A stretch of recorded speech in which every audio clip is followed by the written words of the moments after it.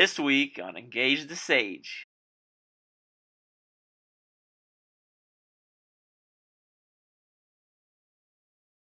I'm sad that it's over. Thank you so much for taking the choice to take a class this semester. Hi, I'm Don Saucier. Welcome to this week's edition of Engage the Sage. This week, we're going to talk about how to rock your last day of class. We're assuming at this point that you rocked your first day of class and every other day since, and you're coming up on the last one.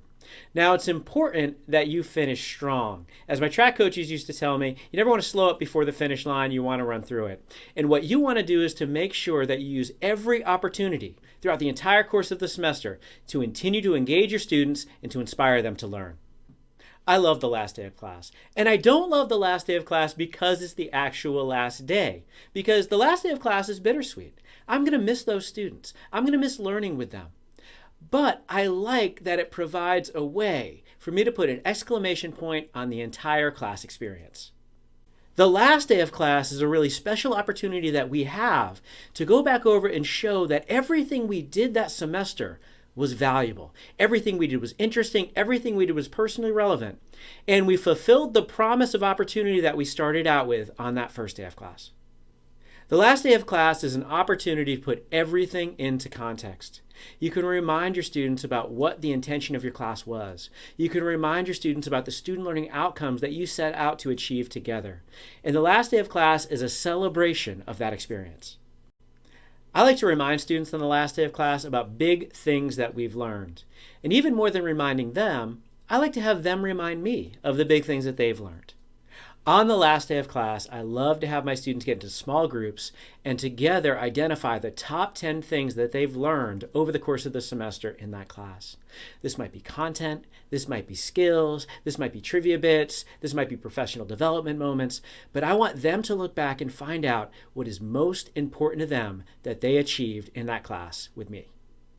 By having them identify these top 10 things, I'm giving them an opportunity to reflect on their learning and to really decide what was important, what was valuable, and to feel good about having made the decision to enroll in that class. All right, so what we've just done, we've written the 10 things, the top 10 things you've learned this class regarding the content. So hopefully we've learned some stuff. So we're going to start over here. You can tell me the number one thing that you learned in class this semester.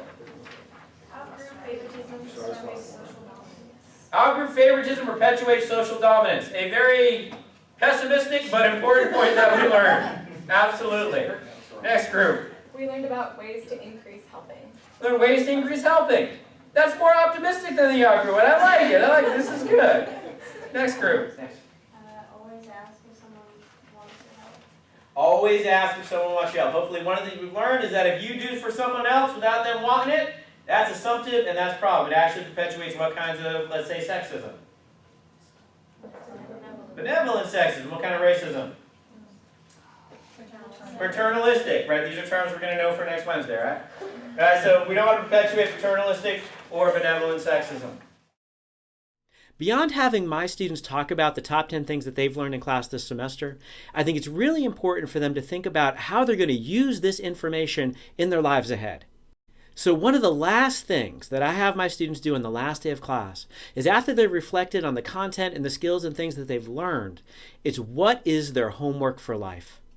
My students' homework for life is the assignments they give themselves about how they're going to use the content in their careers, in their everyday lives, and their interactions with others so that they understand that the purpose of the class was not to learn it for the final exam and then to forget everything.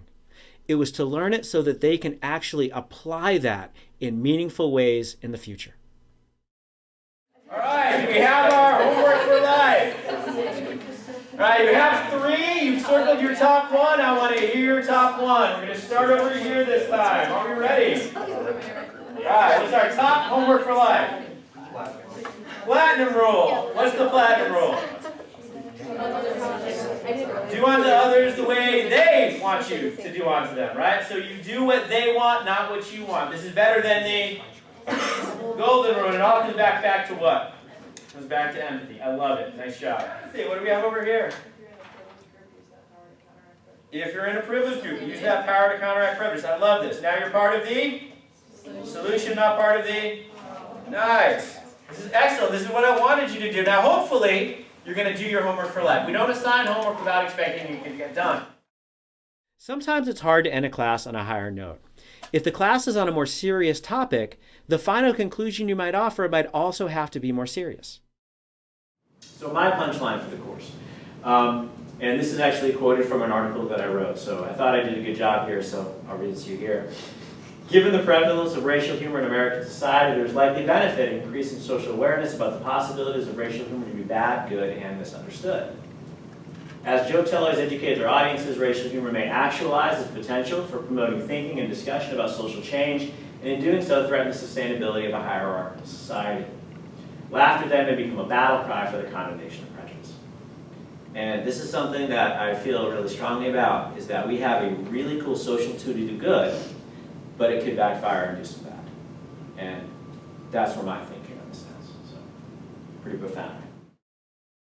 I'm ambivalent about the last day of class. I love it because it's a celebration of all we've done. I hate it because it means the class and that experience with those students is over.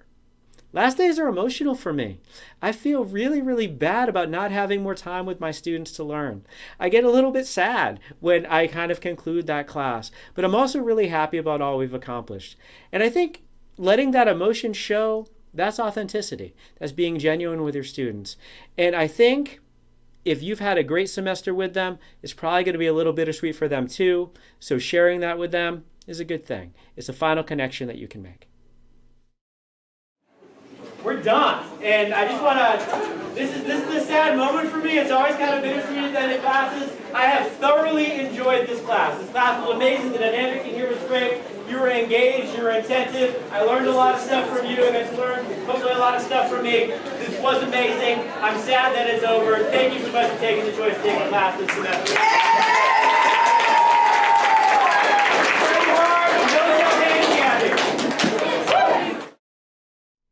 Our last day of the semester is coming up. Your last day of the semester is coming up. So congratulations for getting this far with your class and having learned so much, but we're sorry it's over. We hope you've enjoyed this video and that you are ready to rock your last day of class. In the comments below, tell us the things you've done to help rock your last day of class. Please like, subscribe, sign up for notifications, and share us on social media. We'll see you next time on Engage the Sage.